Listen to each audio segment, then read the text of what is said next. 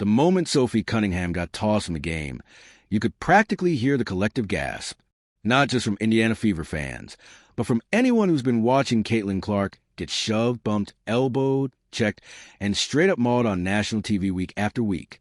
It wasn't just a foul. It was a statement. And it lit a fire under the entire league. Because when Sophie Cunningham dropped J.C. Sheldon with a hard foul in the final seconds, it wasn't about that play. It was about every play that came before it. If you're here for the real story and not the filtered version, subscribe. And if you're sticking around for the next meltdown, you better definitely subscribe. Every time Caitlin Clark got poked in the eye, hip-checked at midcourt, or accidentally taken out on a screen while the refs swallowed their whistles, this wasn't basketball anymore. It was starting to look like a contact sport with no rule book. So when the refs tossed Sophie, they didn't just eject a player. They exposed a much bigger problem. Let's rewind. Caitlin Clark came into the league with more hype than any rookie in WNBA history. Sold out arenas, record-breaking merch, a whole viewership shift. She didn't just show up. She changed the math. Literally. The WNBA started seeing double, even triple the numbers on broadcasts and ticket sales. Everyone knew she was going to be targeted. That's just what happens when you're the biggest name in the game. But what wasn't expected? The sheer physicality she's had to endure game after game. And not the kind of gritty defense you'd expect in a playoff run. We're talking body checks off the ball, aggressive swipes at the face, shoulders thrown on fast breaks.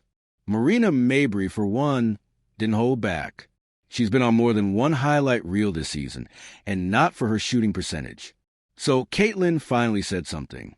Finally, she called it out, not in a dramatic way, not in a meltdown, but in the kind of post-game tone that says, "I've had enough." She questioned the physicality, questioned why certain players were getting away with hits that looked a little too intentional, questioned why the league was letting it happen to her, and only her. And that's when everything cracked open. The Caitlin Clark targeting conversation wasn't new, but now it had her voice behind it. And with that came a tidal wave of commentary.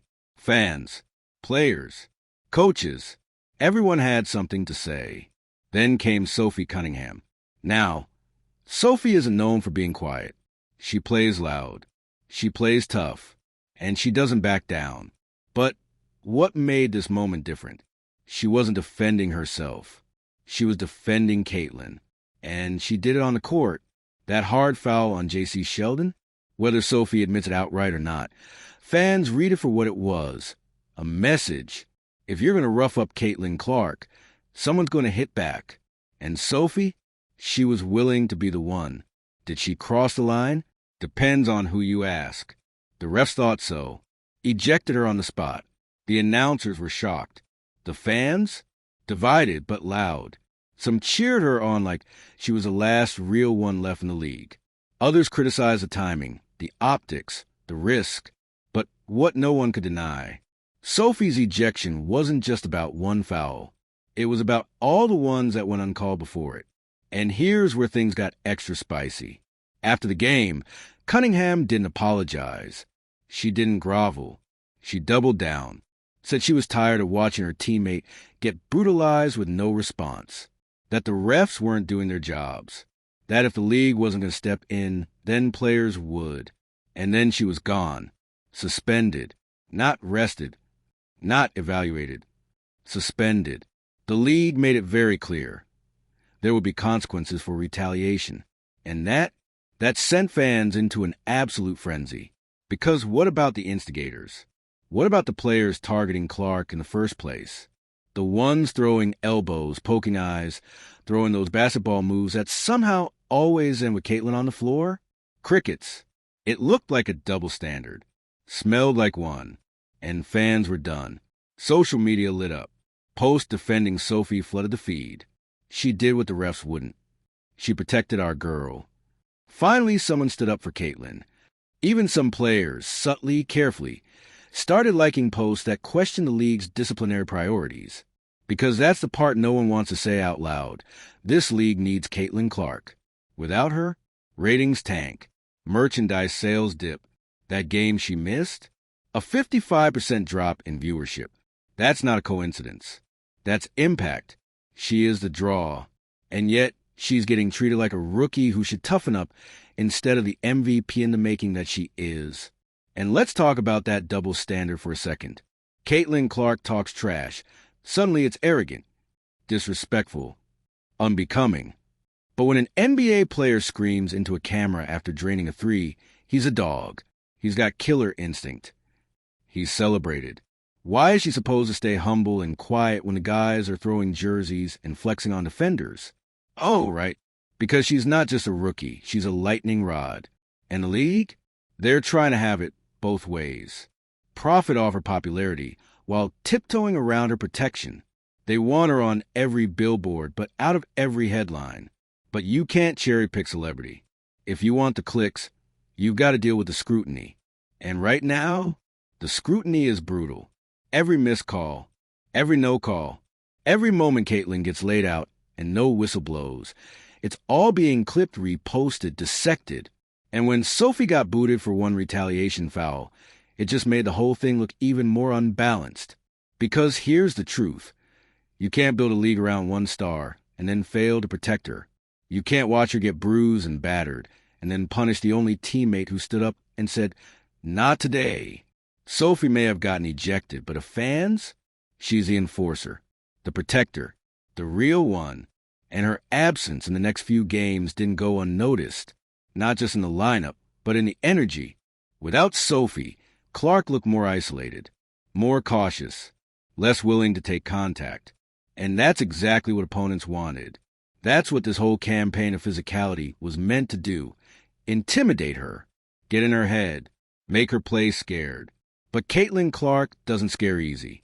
And when she finally did speak out, she didn't explode in the dramatic sense. She didn't go scorched earth. But her words were sharper, her interviews more pointed, her tone more clipped. She knew exactly what was happening, and she was done pretending otherwise. And fans heard her loud and clear. The whispers started up again. Would she stay in the WNBA?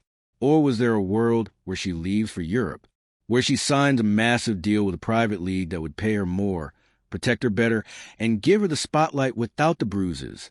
That's not just conspiracy talk anymore. It's speculation with legs. Because if the WNBA can't protect its most valuable player, if they continue to discipline the people who defend her while letting others target her unchecked, then why should she stay? She's got options. The kind of options few players, male or female, have ever had. Overseas leagues, corporate backers, a massive fan base that would follow her anywhere. If Caitlin Clark decided tomorrow to pack her bags and play somewhere else, the fallout would be catastrophic. And the league knows it. So what happens next? And while the headlines moved on to box scores and trade rumors, the undercurrent of tension within the WNBA hasn't settled. In fact, it's only getting heavier.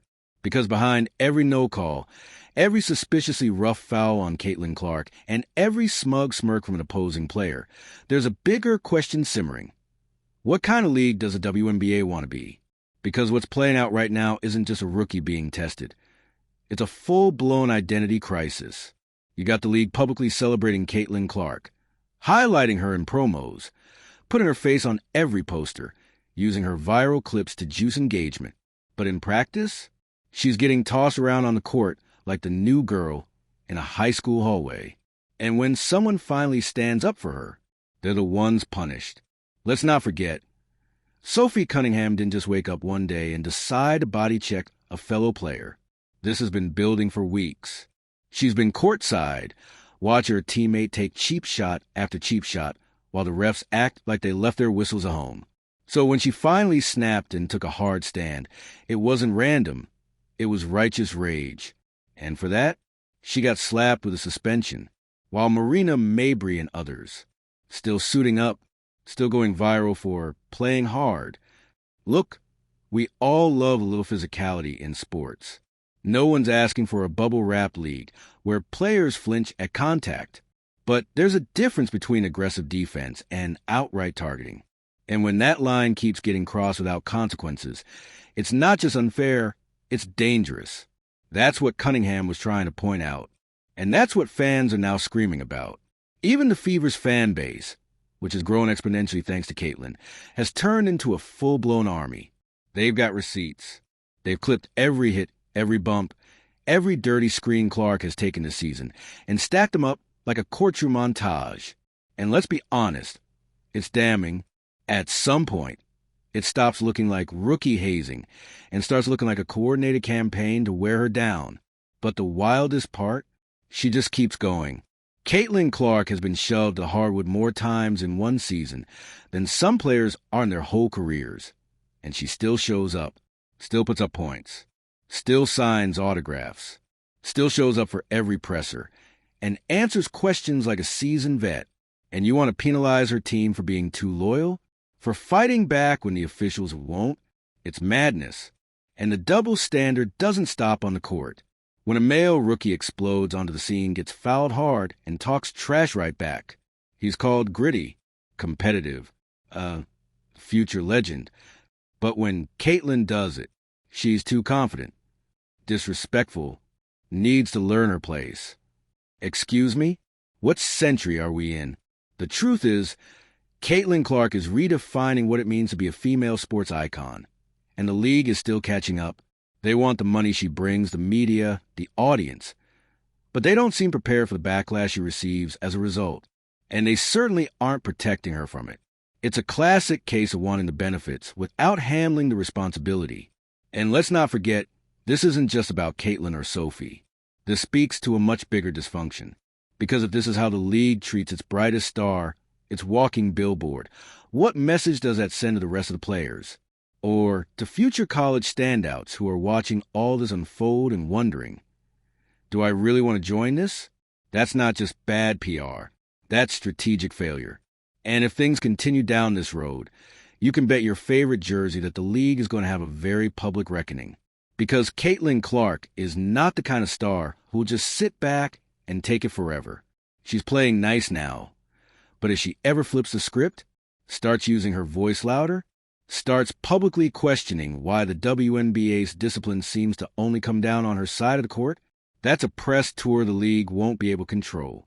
And here's the kicker. She doesn't need the WNBA as much as they need her. That's what makes this so dangerous. Because for the first time in a long time, women's basketball has a global crossover star. Someone who could take her talent overseas and get paid. We're talking multi-million-dollar contracts, private jets, personal chefs. There are European leagues who would bend over backwards to build a team around her. Sponsors who would cut massive checks just to have her wear their gear. And yet, she's choosing to stay in the WNBA. For now. But how long can that last? How long can she keep getting bodied, undercut, and treated like a punching bag before she decides to bounce? How long before one more Sophie Cunningham gets suspended and Caitlin finally says, this isn't worth it?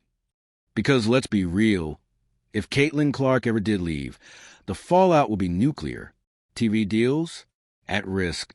Merch revenue, / new fan growth, stunted. And the people who've been criticizing her, the loudest will be the same ones begging her to come back. That's the irony. The very players and pundits calling her soft now will be the ones writing op-eds if she quit, saying things like, she brought so much to the league, or we didn't know how good we had it. Spare us the crocodile tears, because now is the time to step up.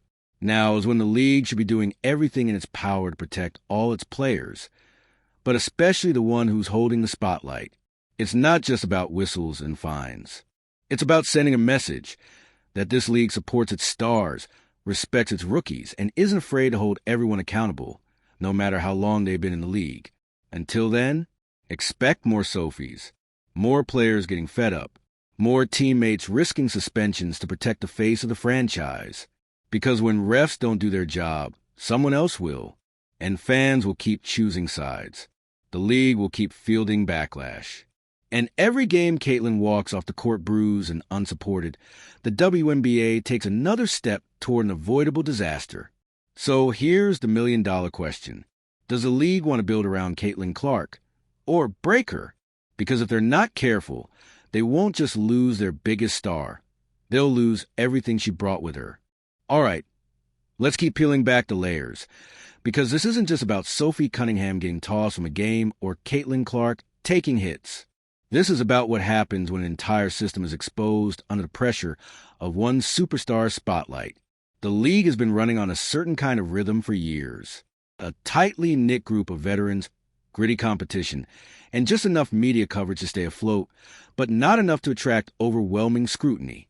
But then came Caitlin, and everything changed. Suddenly, everyone was watching, not just basketball heads or die-hard fans, but casuals, corporate sponsors, media outlets that had never so much as tweeted about a layup. The WNBA went from niche to everywhere overnight. But when you put a product under the microscope, every crack starts to show. And right now, the biggest crack is inconsistency. The officiating, wildly uneven. The discipline, questionable at best. The messaging, all over the place.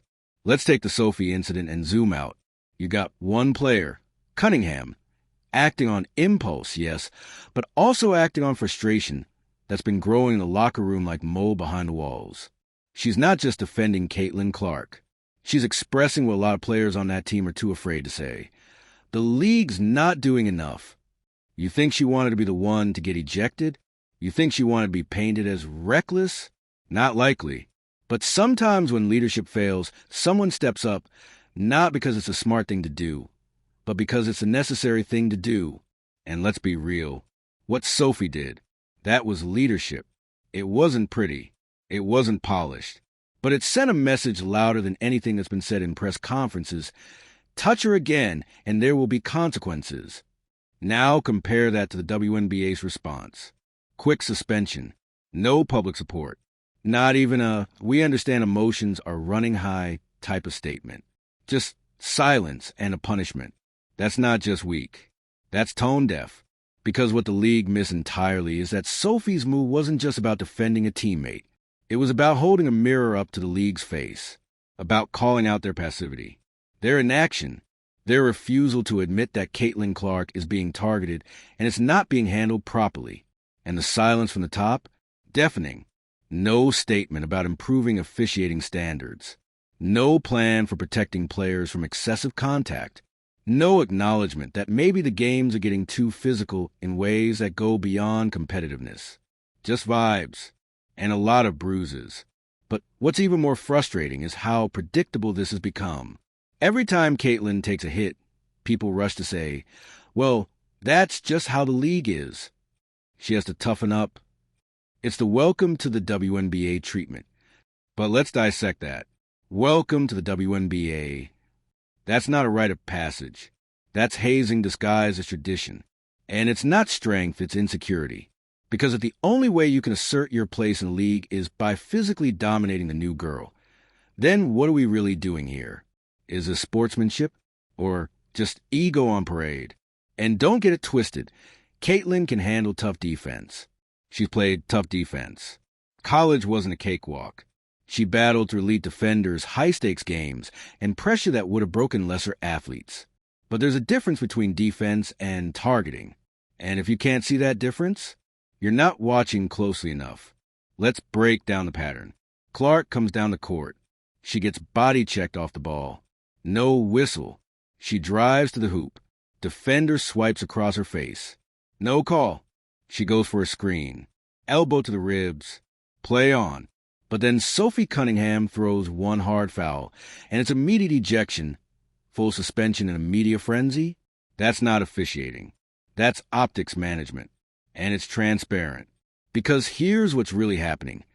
The league is trying to control a narrative that's spiraling out of their hands. They want to appear balanced, fair, above the drama. But in doing so, they're letting the wrong people get punished, and the message it sends is clear. Protect the status quo, not the stars. And that's where things start getting dangerous.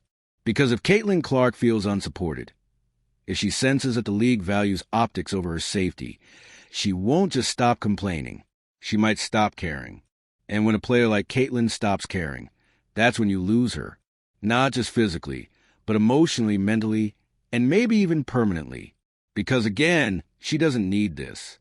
She could play anywhere. She could be doing international campaigns, signing exclusive deals, launching her own brand.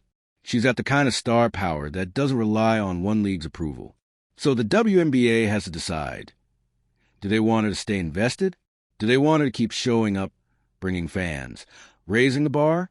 Then they need to treat her like what she is, not just a rookie, but the face of the league, and not in a performative, look how many times we posted her highlight way, but in a real, structural, protective way.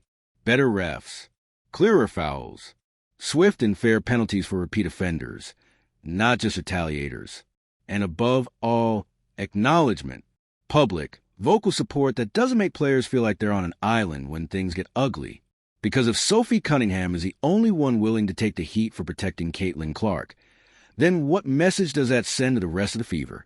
Or to young girls watching from home, thinking, is this how you get treated when you shine? It's heartbreaking, but also motivating, because fans are no longer sitting quietly. They're speaking up. They're demanding better officiating. They're analyzing plays frame by frame and calling out the league in ways that can't be ignored. And that energy, it's a tidal wave.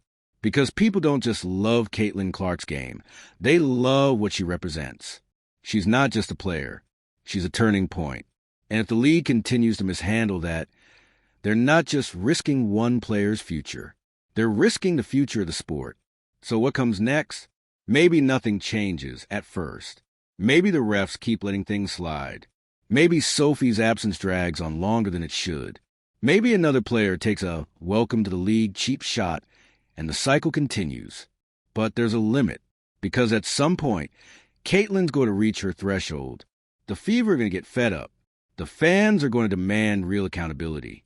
And the league will have two choices, adapt or alienate. And if they choose the latter, then don't be surprised when the brightest star in the game decides to shine somewhere else. Drop a comment. Should Sophie have been ejected? Is Caitlin being treated fairly? Or is this a textbook case of build her up, then tear her down? And what should the league actually do to make sure this story doesn't repeat itself next season? And if you want more breakdowns, call-outs, and behind-the-scenes chaos from the world of sports drama, don't forget to subscribe, because the season's heating up, and we're just getting started.